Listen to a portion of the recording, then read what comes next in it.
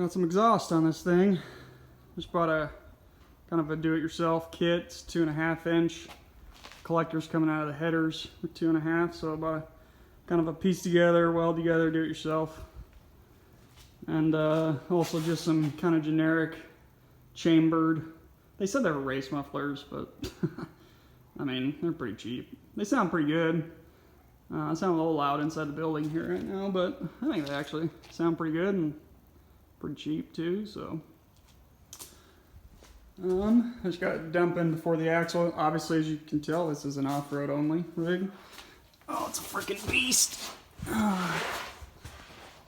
But it's kind of hard to get up over the T-case. It's irritating, but it took a little while. And I kind of had to turn the mufflers a little bit because the rear drive shaft is pretty long, so it's going to be a really big diameter tube. So I had to kind of make sure that I had clearance for the larger tube drive shaft that's going to be going in there. And then obviously just dump right there before the axles.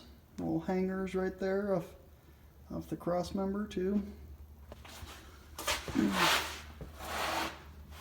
It's kind of irritating to, like I say, get by the 205 T case. And not only that, as you can see, I got Rockwells. So since I have Rockwells, it keeps the pinion pretty high, which is great for clearance, but also sucks for exhaust clearance.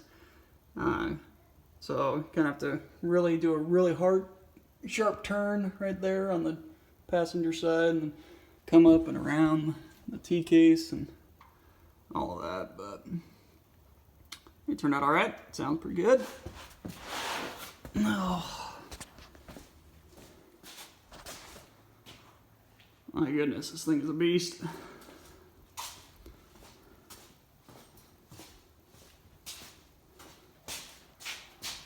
Got my shifters in. The only thing I'm waiting on is drive shafts. Got them ordered.